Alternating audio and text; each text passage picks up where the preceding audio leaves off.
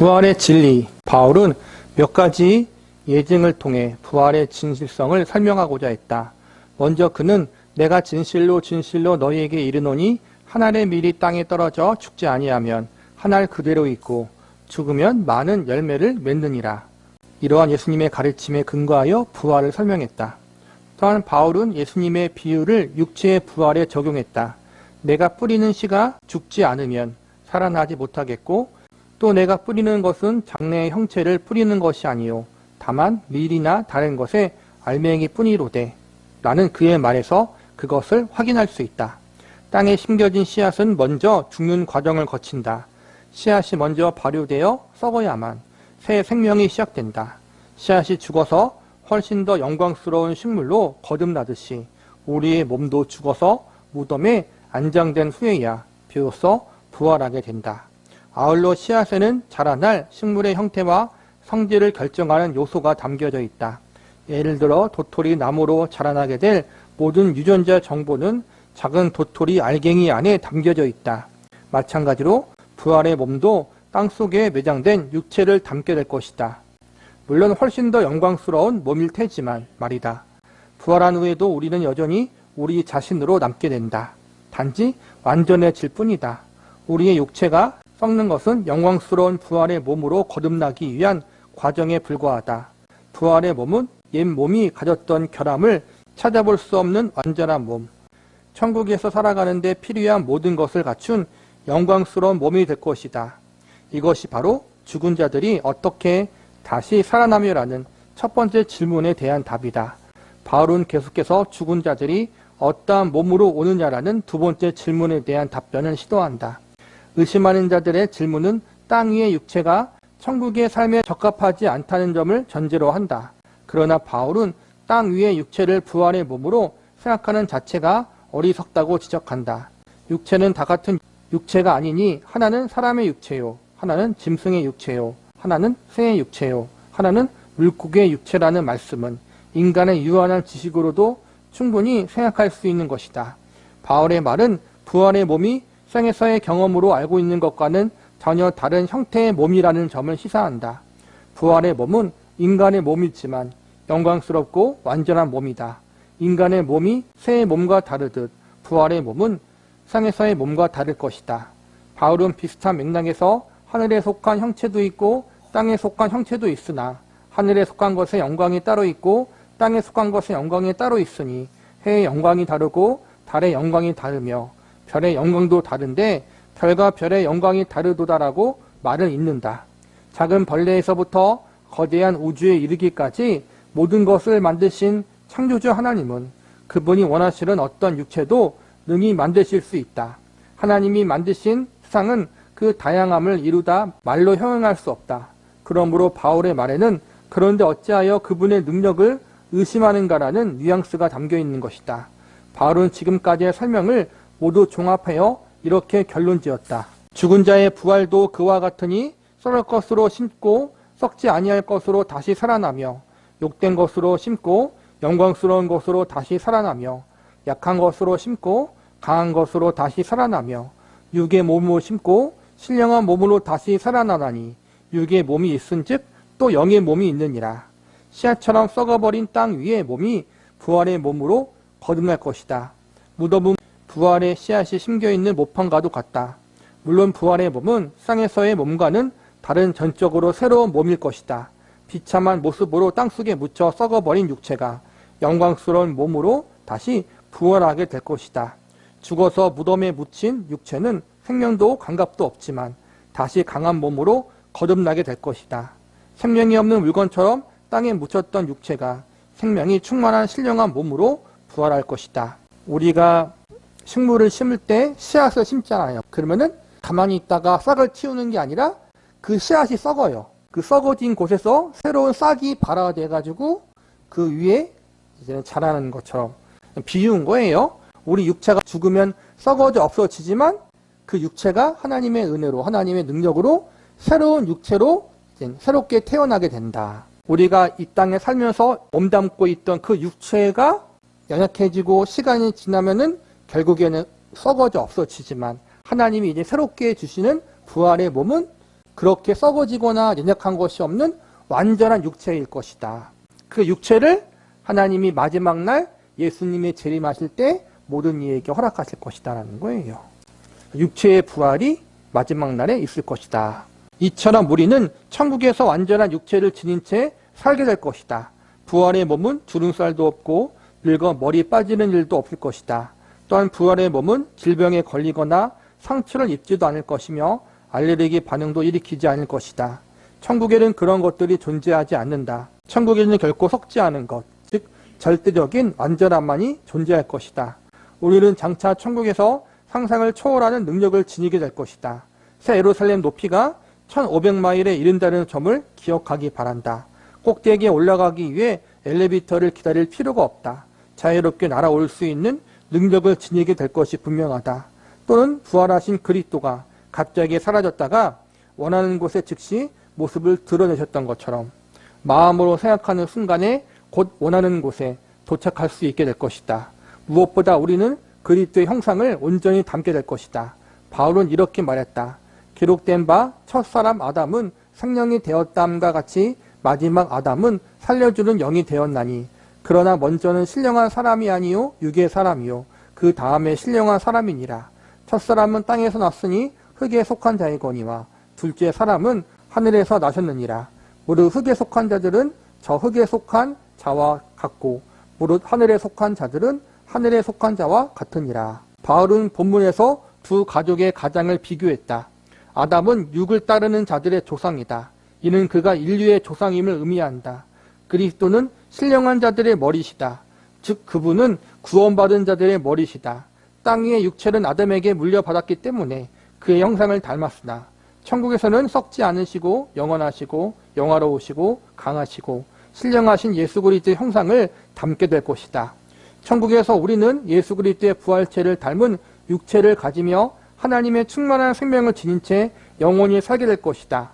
음식을 굳이 먹지 않아도 배고프지 않고 원하는 대로 공간을 이동하며 물질을 통과할 수 있을 것이다. 또한 부활의 몸은 늙지도 않을 뿐더러 고통, 슬픔, 질병, 죽음과도 전혀 무관할 것이다. 아울러 부활의 몸은 영광스러운 광채를 품어낼 것이다. 부활하신 그리스도의 얼굴에서는 해가 힘있게 비치는 듯한 광채가 났다. 또한 구약 성경에서는 영광스러운 부활의 몸을 달과 별들의 빛에 비유했다. 즉 성경은 지혜 있는 자의 궁창의 빛과 같이 빛날 것이요 많은 사람을 옳은 대로 돌아오게 하는 자는 별과 같이 영원토록 빛나리라고 말씀한다. 이제 세상에서 위로와 기쁨을 찾으려는 행동이 얼마나 어리석은지 알 수 있겠는가. 우리를 그리스도처럼 만드시려는 하나님의 계획에 동참하는 것이 훨씬 더 낫다. 그런데도 세상의 헛된 것들에 끊임없이 집착할 생각인가. 그런 삶은 결코 진정한 만족을 가져다 줄 수 없다. 그런 생각은 우리의 비참한 현실을 더욱 악화시킬 따름이다. 예수님이 부활하셨을 때 입었던 그 몸처럼 우리 역시 그렇게 영화로운 새 육체를 마지막 날 입게 될 거라는 거예요. 완전한 관계. 지금까지 천국에서의 관계에 대해서는 거의 아무 얘기도 하지 않았다. 그러나 이 문제는 대부분의 기독교인들이 궁금해하게 생각하는 중요한 문제들 중 가운데 하나다. 과연 천국에서도 사랑하는 사람들을 알아볼 수 있을까? 세상에서의 관계들을 기억할 수 있을까? 천국에서는 어떠한 관계를 맺게 될까? 천국에서도 가족 간의 사랑과 교제가 이루어질까? 천국에서의 관계는 세상에서의 관계와 비슷한 점이 있을까? 나는 종종 천국에서도 지금의 아내와 결혼 생활을 하게 될까라는 생각을 하곤 한다. 사람들은 대개 아내와의 관계가 단절되기를 원하지 않아요. 천국에 가서도 아내와 결혼 생활을 하고 싶어요 라고 말한다. 성경은 위에 같은 질문들에 대해 구체적으로 대답한다. 예를 들어 바울은 결혼과 가정생활에 대해서 이렇게 말했다. 형제들아 내가 이 말을 하노니 때가 단축하여 진고로 이후로부터 안에 있는 자들은 없는 자같이 하며 우는 자들은 울지 않은 자같이 하며 기쁜 자들은 기쁘지 않은 자같이 하며 매매하는 자들은 없는 자같이 하며 세상 물건을 쓰는 자들은 다 쓰지 못하는 자같이 하라. 이 세상의 외형은 지나감이니라. 바울은 사라질 것 몇 가지를 예로 들었다. 그 가운데 결혼, 우는 것, 세상의 기쁨, 소유 등이 포함된다. 세상의 형적은 사라질 것이다. 형적을 뜻하는 헬라어 스케마는 유행, 삶의 방식, 이를 처리하는 방법 등을 가리킨다. 바울은 삶을 영위해야 하지만 그것에 매몰되어서는 안 된다고 강조한다. 왜냐하면 세상의 모든 것은 일시적으로 지나갈 형적에 불과하기 때문이다. 결혼은 멋진 일이지만 그로 인한 책임 또한 막중하다. 하지만 결혼 생활을 빌미로 하나님을 섬기는 일이나 천국의 보물을 쌓으며 위의 것을 구하는 삶을 게을리해서는 안 된다. 바울은 결혼, 애정, 소유 등과 같은 축복된 삶의 요소가 잘못되었다고 말하지 않는다. 그는 단지 소유나 감정에 사로잡혀 일시적인 세상의 일에 너무 깊이 매몰되어서는 곤란하다고 말할 따름이다. 결혼을 비롯한 세상 일들은 종종 그보다 훨씬 더 중요한 일에 대한 관심을 가로막는 장애 요인이 될 수 있다. 바울은 너희가 염려 없기를 원하노라. 장가 가지 않는 자는 주의 일을 염려하여 어찌하여 주를 기쁘게 하실까 하되 장가 간 자는 세상 일을 염려하여 어찌하여 아내를 기쁘게 할까 하여 마음이 갈라짐이라고 말했다. 독신으로 살 수 있으면 그렇게 하는 것이 좋다. 결혼도 일시적인 제도에 불과하다. 우리는 주님의 일에 더 큰 관심을 기울여야 한다. 하지만 이미 결혼한 상태라면 결혼 생활에 무관심해서도 안 된다. 성경은 결혼 생활의 중요성을 강조하며 남편과 아내가 관계를 통해 하나님을 영화롭게 해야 한다고 말씀한다. 바울의 말은 결혼 관계의 일시적인 성격을 강조할 따름이다. 결혼한 부부는 은혜를 유업으로 함께 받게 될 동반자지만 결혼 제도는 일시적일 뿐이다. 결혼 제도보다 더 높고 영원한 가치를 지닌 것들이 있다. 예수님도 결혼은 단지 세상의 결합을 의미할 뿐이라고 가르치셨다. 마태복음 22장에는 사두개인들이 예수님을 곤란하게 하기 위해 난해한 질문을 제기하는 장면이 나온다. 당시 사두개인들은 그 문제를 둘러싸고 바리새인들과 많은 논쟁을 벌였다.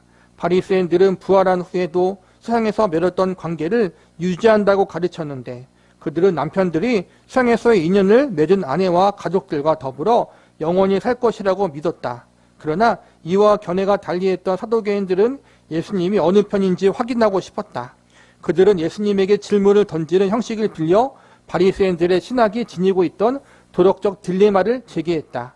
그들은 선생님이여 모세가 일렀으되 사람이 만일 자식이 없이 죽으면 그 동생이 그 아내에게 장가를 들어 형을 위하여 상속자를 세울지니라 하였나이다 라고 말한다. 이는 신명기 25장에 기록되어 있는 것으로 가문의 기업을 보호하기 위한 목적을 지닌 율법이다. 그들은 그 율법에 근거하여 다음과 같은 가상의 시나리오를 전개한다. 우리 중에 7형제가 있었는데 마디가 장가들었다가 죽어 상속자가 없으므로 그 아내를 그 동생에게 물려주어 그 둘째와 셋째로 7째까지 그렇게 하다가 최후에는 그 여자도 죽었나이다. 그런즉 그들이 다 그를 취하였으니 부활할 때에 7 중에 누구의 아내가 되리이까. 예수님은 그들의 무죄를 꾸짖으시며 너희가 성경도 하나님의 능력도 알지 못하는 거로 오해하였도다. 부활할 때에는 장가도 아니가고 시집도 아니가고 하늘에 있는 천사들과 같으리라고 대답하셨다. 죽으면 우리의 가족관계가 어떻게 될까, 부부관계가 어떻게 될까라는 궁금증이 있어요. 첫 번째는 우리가 우리의 정체성을 그대로 유지하고 이 땅에 가졌던 관계와 모든 것들을 다 기억하고 있다는 거예요. 부부관계, 친척관계, 가족관계, 이웃관계에 대해서 천국에서도 다 인지하고 알고 있다는 거예요. 그런데 다른 것은 특별하게 가족과 부부관계에 대해서는 혈육과 결혼이란 제도에 묶여져 있는 것이 천국에서는 그렇게 묶여있지 않다는 거예요. 예수님 안에서 더욱더 동독한 관계가 이루어진다는 거예요. 예를 들어서 과거 율법에는 형제 중에서 결혼을 했는데 형제가 죽고 자식이 없으면 그 동생이 형수를 취했어요. 그렇게 취했는데 나중에 천국에 가면 누구 아내인가 이거 물어봤는데 예수님이 천국에 가면 천사와 같은 몸이 된다. 그러니까 예수님이 부활했던 그러한 몸과 같이 영광로운 몸이 되어지고 결혼 제도에 묶여있지 않게 된다는 거예요. 우리가 우리의 정체성과 모든 걸 다 기억하지만 결혼 제도는 없다. 그러나 그렇다고 해서 우리가 서로 모른 척하는 것이 아니라 예수님 안에서 생명을 나눠 가진 존재들이기 때문에 천국에 있는 모든 이들은 다 함께 가족이다라고 보시면 되는 거예요. 이 땅에 있는 그 어떠한 관계보다도 더 깊은 관계라는 거예요. 핏줄보다 또 가족보다 인간적인 우리가 갖고 있는 그보다 더 끈끈한 관계를 가진다는 것 자체는 전 사실 잘 이해가 안 가요. 사실은 저는 그래요. 그러나 그렇게 될 거라는 거예요. 예수님의 생명을 우리가 받았기 때문에 하나님을 아버지라 부르는 영적인 가족이란 관계 안에서 우리가 정말 육체적인 혈육보다 더 가까워진 관계로서 천국에서 함께 지내게 될 것이다. 구원받은 모든 성도가. 천사들은 자손을 낳지 않는다. 장차 천국에 가면 우리 역시 마찬가지일 것이다. 결혼을 해야 할 이유가 사라지게 될 것이다. 땅에서 남자는 조력자를 필요하고 여자는 보호자를 필요로 한다. 하나님은 남자와 여자가 자손을 낳도록 계획하셨다. 하지만 천국에서 남자는 조력자가 필요하지 않다. 완전하기 때문이다. 여자도 역시 홀로 완전하기 때문에 보호자가 필요하지 않다. 천국의 인구는 고정된 상태로 지속될 것이다. 그런 상황에서 결혼이란 제도는 불필요하다. 어떤 사람들은 예수님의 대답을 근거로 장차 천국에서의 성의 구별이 없어질 것이라고 생각한다. 하지만 예수님의 말씀에서 그런 결론을 돌출할 필요는 없다. 천국에 거하는 성도들에게 성별이 없다는 구절은 성경 어디에도 나와 있지 않다. 그리스도의 부활체가 자웅동체의 몸으로 변화했다는 증거는 아무데도 없다. 오히려 부활하신 예수님을 본 마리아는 처음에 그분을 동상지기로 착각했다. 동상지기는 남자의 직업이었다. 더구나 그녀는 남자를 부를 때 사용하는 주유라는 호칭을 사용했다. 다른 제자들은 부활하신 후에도 예전의 모습을 지니고 계신 예수님을 즉시 알아보았다. 성별은 우리의 정체성을 구성하는 중요한 요소 가운데 하나다. 성경 어디에도 남자가 남자의 길을 그만두고 여자가 여자의 길을 그만두게 될 것이란 말씀은 없다. 사라지는 것은 결혼제도이지 성이 아니다. 그러면 행복한 결혼 생활을 영위하고 있는 사람들은 이 문제를 어떻게 생각하게 될까? 나는 아내를 사랑한다. 그녀는 내 가장 친한 친구이자 내 인생의 가장 사랑스러운 동반자다. 부부가 서로 그렇게 생각한다고 해도 결코 낙심하지 말기 바란다. 장차 천국에서는 땅에서보다 훨씬 더 완전한 상태로 영원한 동반 관계를 누리게 될 것이기 때문이다. 한 가지 차이가 있다면 다른 모든 사람들과도 동일한 관계를 맺는다는 점이다. 한 사람의 배우자와 깊은 관계를 맺으며 지내는 것은 너무나도 아름다운 일이다.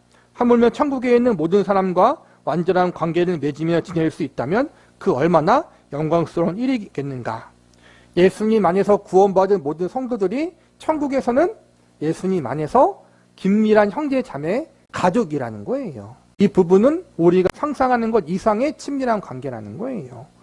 그래서 우리가 이 땅에서 믿는 자들끼리 정말 갈등을 일으킬 수 있지만 서로 너무 원수처럼 지내지 말라는 거예요. 왜냐하면 천국에서 영원히 얼굴을 보고 살 것인데 그때 되면 물론 다 우리가 회개하고 그 관계가 회복되어지겠지만 이 땅에서도 그 부분에 대해서 생각을 하고 서로가 어느 정도 서로를 용납하며 살아야 되는, 지내야 하는 법을 배워야 해요. 천국에 관한 질문 가운데 종종 듣게 되는 두 번째 질문은 우리가 서로를 알아볼 수 있을까라는 것이다. 그에 대한 대답은 예다.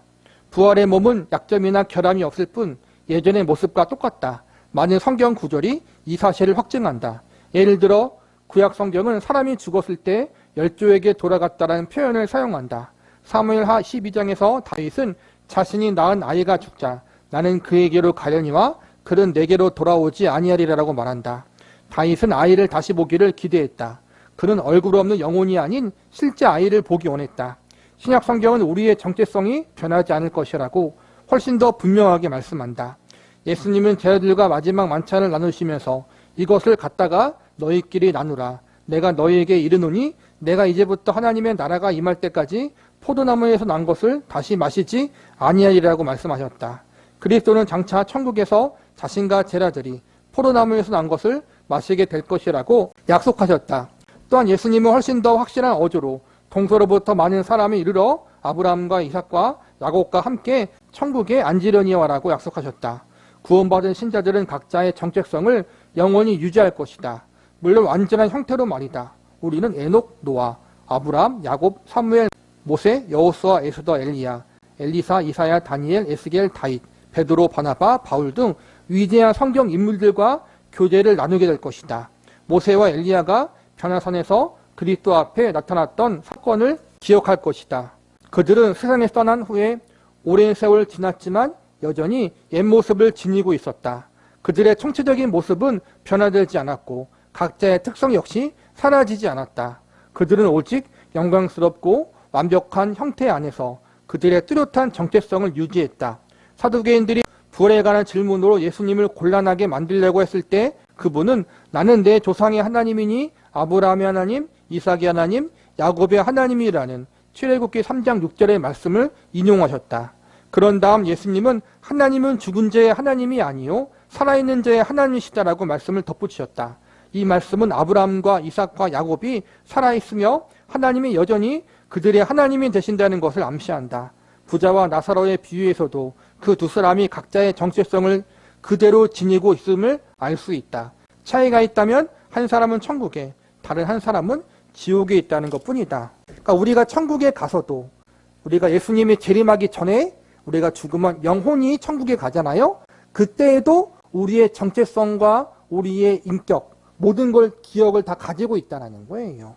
그리고 아직 몸의 부활을 입지 않았어도 우리가 살아있는 곳으로 천국에 있게 된다는 거예요. 그래서 아브라함과 이삭과 야곱이 분명히 죽었잖아요. 나이를 먹어서. 그런데 예수님은 뭐라 그러냐면은 살아있다 그래요. 천국에 살아있다라는 거예요. 그 영혼이. 마지막 날에 몸의 육체의 부활을 입고 영혼과 몸이 하나가 되어질 거겠지만 지금 영혼만 있는 그 상태에서도 여전히 살아있어서 천국에서 하나님과 함께하고 있다. 그러니까 우리가 예수님의 재림하기 전에 죽어도 걱정할 필요가 없다는 거예요. 우리가 살아서 함께 예수님과 하나님과 천국에 있게 될 것이고 먼저 간 선진들과 우리가 믿음의 교제를 누릴 거예요. 그러다가 예수님의 재림하시면 몸의 부활을 입고 완전한 몸을 입고 영생 복락을 누리게 될 것이다. 천국에 가서도 우리의 기억과 우리의 인성과 우리의 모든 관계에 대해서 우리가 그대로 다 가지고 있을 것이다. 아직까지 예수님이 재림하지 않아서 육체의 부활을 입지 않아도 우리가 천국에서 사는데 전혀 지장이 없다. 우리가 생각하는 것보다 너무너무 좋다라는 거예요.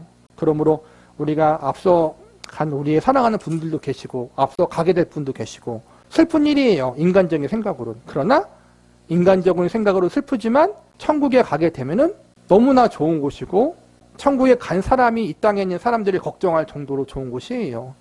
인간적으로 우리가 잠시 헤어지는 게 슬프지만 천국에서 우리보다 더 행복하게 주님과 함께 살아가게 될 것이라는 사실을 기억하면서 우리가 죽음에 대한 두려움과 그 아픔을 또 앞서간 사랑하는 사람들에 대한 그리움을 천국의 소망으로 이겨낼 수 있는 곧 보게 될 거예요. 그렇죠? 이 땅에 있을 때는 갈등도 많았잖아요. 사랑하는 사람들과. 그렇죠? 우리 부모님과 형제들과. 근데 그곳에서는 죄가 없기 때문에 그런 갈등도 없고 싸움도 없어요. 영원한 교제를 이루게 될 거예요. 그때를 우리가 기대하면서 여러분 천국을 소망할 수 있는 예수님 안에서 우리가 그 마지막 날을 기다릴 수 있는 저와 여러분이 되기를 바랍니다.